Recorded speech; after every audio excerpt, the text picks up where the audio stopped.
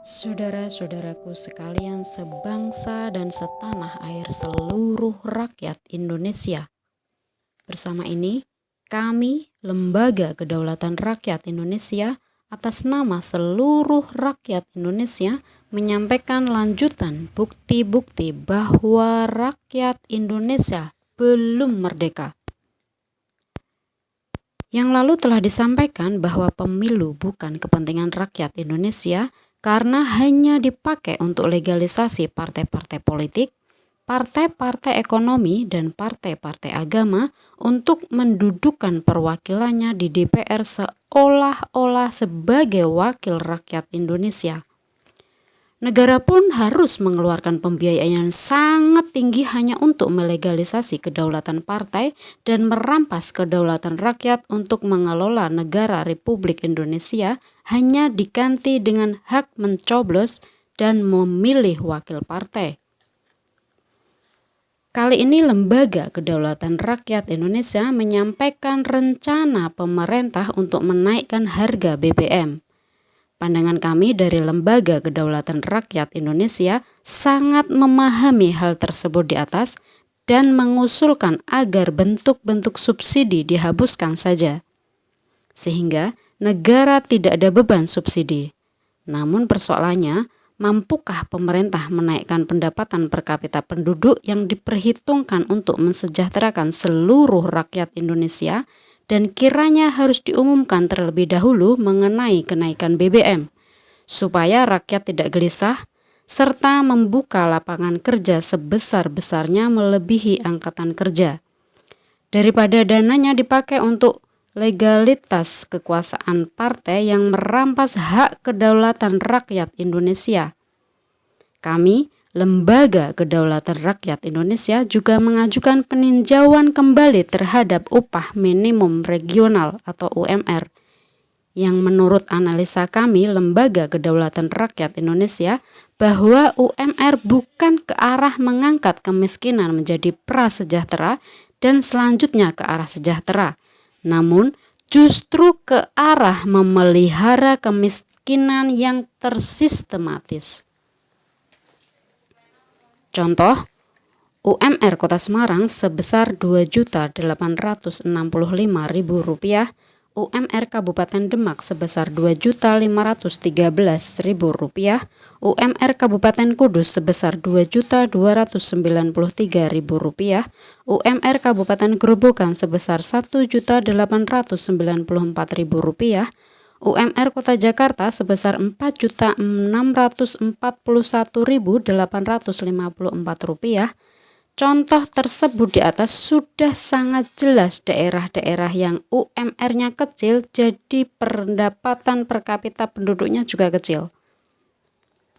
Mampukah kehidupan di kota-kota yang UMR-nya kecil bersaing dengan berpenghasilan lebih tinggi seperti Kota Semarang dan Jakarta? Dan jelas UMR itu bukan didasarkan atas kepentingan rakyat Indonesia, justru terekayasa oleh kepentingan penguasa yang dilegalkan oleh pemerintah maupun DPR. Pabrik di Semarang berbondong-bondong pindah ke Grobogan yang UMR-nya lebih rendah, sehingga sangat menguntungkan bagi pengusaha tapi menyengsarakan rakyat Indonesia yang ber-UMR rendah.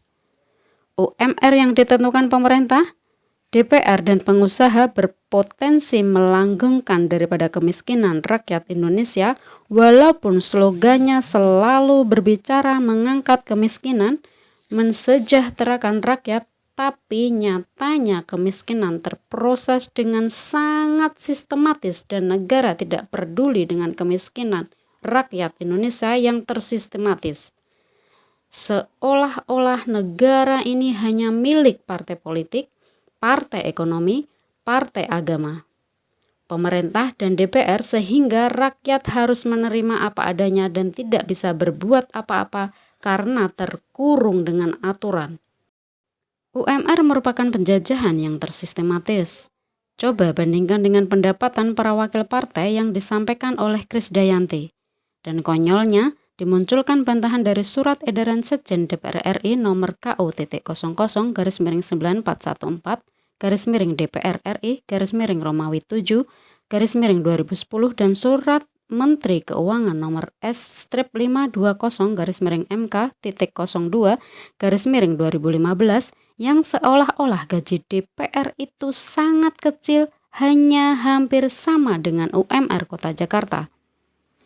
Dan pendapatan yang lain yang jumlahnya sangat besar justru ditempatkan sebagai tunjangan-tunjangan yang kalau dijumlahkan sangat fantastis. Tapi kalau melihat gaji pokoknya sangat kasihan sekali karena sama dengan UMR Kota Jakarta. Namun para yang terhormat wakil partai penampilannya sungguh sangat luar biasa. Tidak menunjukkan dia berpenghasilan rendah, bermobil mewah, rumah mewah, dan lain sebagainya. Perlu diketahui bahwa rakyat Indonesia tidak semuanya bodoh. Tuntutan supaya pemerintah bersama DPR memperhatikan kesulitan rakyat karena rakyat Indonesia menjadi miskin dan terpelihara oleh aturan-aturan yang tidak berpihak pada rakyat. Usulan upah minimum bersifat nasional sehingga perekonomian rakyat Indonesia di kota-kota kecil pun akan bangkit serta dibarengi dengan membuka lapangan kerja yang sebesar-besarnya oleh negara supaya rakyat bisa bekerja pada negara yang upahnya bisa menjamin keselamatan seluruh rakyat Indonesia sehingga rakyat Indonesia mampu mendukung kebijakan pemerintah negara Republik Indonesia serta sangat siap untuk bela negara. Itulah bukti bahwa rakyat belum merdeka sepenuhnya dan negara juga belum merdeka sepenuhnya karena adanya aturan-aturan yang diselundupkan dan karena bukan aturan negara yang semestinya. Memohon kepada Bapak Insinyur Joko Widodo selaku Presiden Negara Republik Indonesia yang juga mewakili Presiden Indonesia serta Jenderal TNI Andika Perkasa selaku Panglima TNI beserta seluruh jajarannya yang ikrarnya TNI adalah anak kandung rakyat. Dengan ini, Lembaga Kedaulatan Rakyat Indonesia atas nama seluruh rakyat Indonesia menghendaki segera adanya proklamasi kemerdekaan rakyat Indonesia atas kedaulatannya mengelola negara Republik Indonesia segera terwujud. Sekian penyampaian dari kami Lembaga Kedaulatan Rakyat Indonesia, atas perhatiannya diucapkan terima kasih yang sebesar-besarnya. Selamat berjuang. Hak rakyat harus kembali. Merdeka.